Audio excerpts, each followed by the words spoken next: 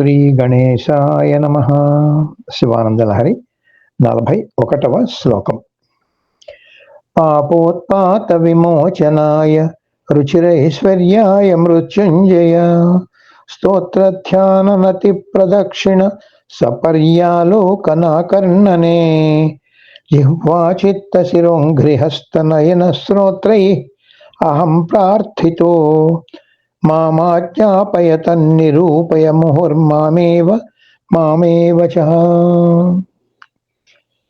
సాధారణంగా మనకి ఎలా ఉంటుందంటే, ఏమైనా ఒక భగవత్ సంబంధిత కార్యక్రమాలు ఏమైనా చెయ్యాలి అన్నట్లయితే మనకి ఇంద్రియాలు చేయమని మనకు చెప్తుంటాయి. కానీ ఆ ఇంద్రియ వైకల్యం వచ్చింది అనుకోండి, ఆ ఇంద్రియాల్లో మోగతనం అంటారు దాన్ని.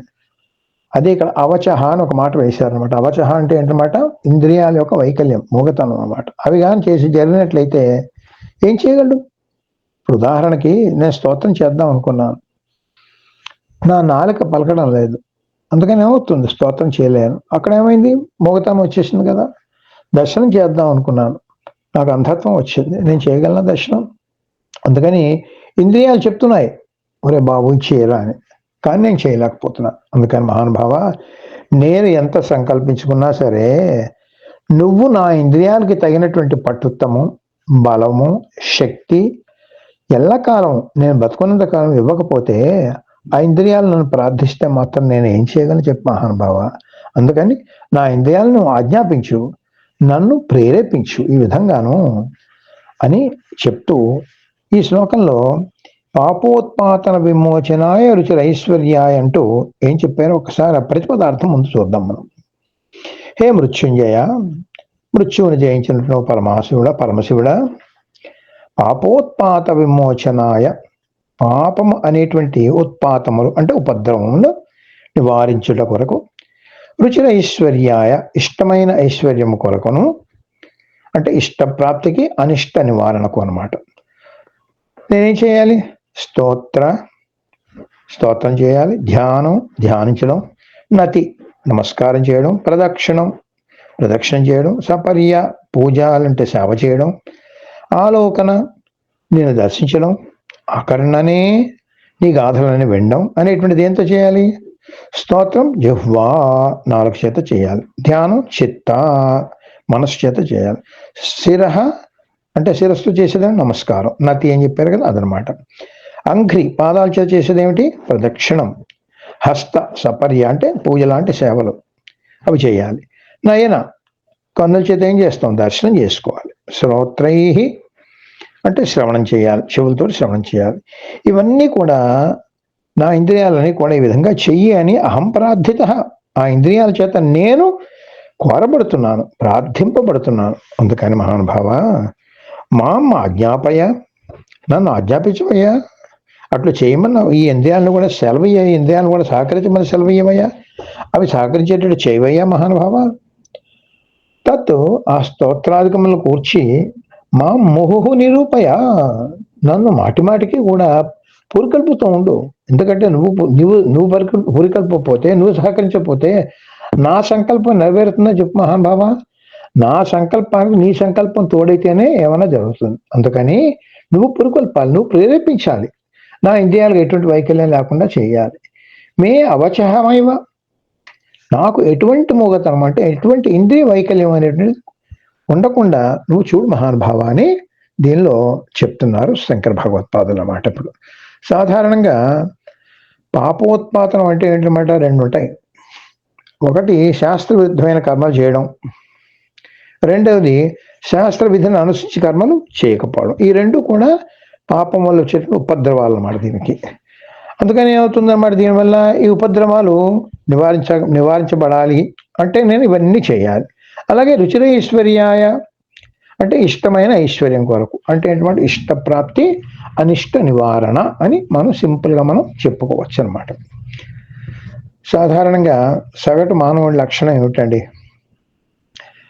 పుణ్యస్య ఫలమిచ్చంతి పుణ్యం నేక్షంతి మానవాః, నా పాప ఫలమిచ్చంతి పాపం కుర్వంతి యత్నతః అన్నారు. అంటే పుణ్యకార్యాలు చేయడం ఇష్టం లేకపోవచ్చు, కానీ పుణ్యకార్యాలు చేసినందువల్ల వచ్చే ఫలితం మాత్రం వచ్చేయాలి. పాపం విషయంలో అలా కాదుటండి. పాప ఫలం రాకూడదుట, కానీ పాపకర్మలు ప్రయత్నపూర్వకంగా కావాలని మరీ చేస్తుంటాట. అంటే ఏంటన్నమాట, పుణ్యం చేయడు, పుణ్యకార్యాలు చేయడు, పుణ్యం రావాలి. పాపకార్యాలు చేస్తాడు, పాప ఫలితం రాకూడదు. ఇది సగటు మానవుడి యొక్క లక్షణం ఈ విధంగా ఉంటుంది అనమాట. అందుకని ఇంద్రియాలు నాకు సహకరించకపోతే నేనేమీ చేయలేను. నాకు సంకల్పించినప్పటికీ కూడా, నాకు ఆ కోరిక ఉన్నప్పటికీ కూడా, నువ్వు నా ఇంద్రియాలకి సహకరించి నా సంకల్పానికి నీ సంకల్పం తోడు చేసి నా ఇంద్రియాలకు ఎటువంటి వైకల్యం అనేటువంటిది లేకుండా నువ్వు చెయ్యి మహానుభావాన్ని దీనిలో వేడుకుంటున్నారు. ఇప్పుడు చూడండి, స్తోత్రం అనేటువంటి నాలుగుతో చేయాలండి. దానికి మొగతనం వచ్చిందనుకోండి, నేను స్తోత్రం చేయగలనా? ధ్యానం అనేటువంటి మనసుతో చేయాలండి. మనశ్చాంచల్యం వచ్చిందనుకోండి, నేను చేయగలనా? మనోనిగ్రహం కోల్పోతే నేను చేయగలనా? నేను చేయలేను, ధ్యానం కుదరదు. నతి శిరః అంటే నమస్కారం చేయాలి అంటే శిరస్సుతో చేయాలి. నాకు ఏ శిరువు వేదనం అంటే తలకాయ నొప్పి, శిరస్సు సంబంధించిన రుగ్మతలో అయితే పక్షపాతం ఏదో వచ్చిందనుకోండి, నమస్కారం చేయలేం, బుర్ర ఎటు తిరగదు, అటు తిరగదు. ప్రదక్షిణం చేద్దామంటే నా పాదాలు అంగ్రి, నాకు ఏ పక్షపాతం లాంటిదో కుంటితనం లాంటిదో వచ్చిందనుకోండి, నేను ప్రదక్షిణం చేయలేను. నేను సపర్య అంటే మీకు పూజాదీలు ఉంటాయి, ఏమైనా సేవలు చేద్దామంటే చేతులతో చేయాలి. ఏ పక్షపాతం వస్తే నా చేతులు సహకరిస్తాయో కుదరదు. ఆలోకనం అంటే కాళ్ళతో చేయాలి. దర్శనం అనేటువంటి బాగా దర్శించుకోవడం. అంధత్వం వస్తే నేను చేయగలనా? ఆకర్ణేన శ్రోత్రై చెవులతోటి శ్రవణం చేయాలి. నాకు బధిరం అంటే చెమిడితనం వచ్చినట్టే నేను చేయగలనా? అందుకని మహానుభావ, నాకు నువ్వు ఉపకరణాలు ఇచ్చావు, ఆ ఉపకరణాలకు తగినటువంటి శక్తిని బలాన్ని అన్నీ కూడా నేను బతుకున్నంత కాలం కూడా నాకు ఇచ్చినట్లయితే నేను నీ ధ్యానంలో ఉంటాను, నేను స్తోత్రం చేస్తాను, ఎప్పుడు కూడా నీకు సేవలు చేస్తూ ఉంటాను అని భక్తుడు ఇక్కడ కోరుకుంటున్నాడు. ఇది ఎంత ముఖ్యమైనదంటే మనకు ఒక వేదమంత్రం ఉందండి. భద్రం కర్ణే విశృణయామ దేవా, భద్రం పశ్యేమాక్షజత్రా, స్థిరైరంగై సృష్టువాగుంసస్తనూభి అని ఒక శాంతి మంత్రం. అంటే అన్నమాట, భద్రం కర్ణేభి శృణయామ దేవా, నా కళ్ళతోటి నా చెవులతోటి నేను మంగళప్రదమైనవి వినాలి. ఎప్పుడు కూడా చెవులు ఏమవుతాయి, ఏది ఉంటే అది విందాం అనుకుంటూ ఉంటాయి, అది కాదు ఎప్పుడు కూడా చేయవలసింది.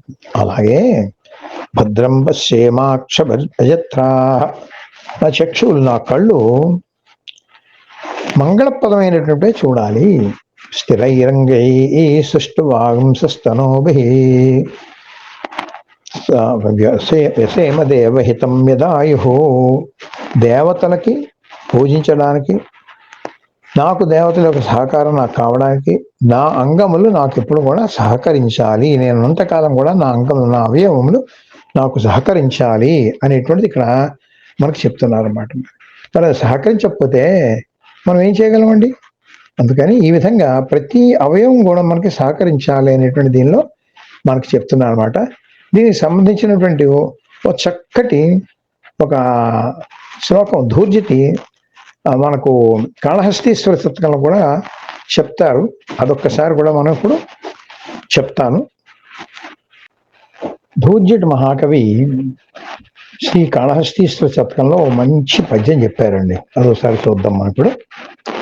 దంతంబుల్ పడనప్పుడే తనువునందారవుడి ఉన్నప్పుడే, కాంతా సంఘము రోయనప్పుడే, జరాక్రాంతంబు కానప్పుడే, వింతల్మేన చరించినప్పుడే, కురుల్ వెల్వెల్లగానప్పుడే, చింతింపన్ వలని పదాంబుజములన్ శ్రీకాళహస్తీశ్వర.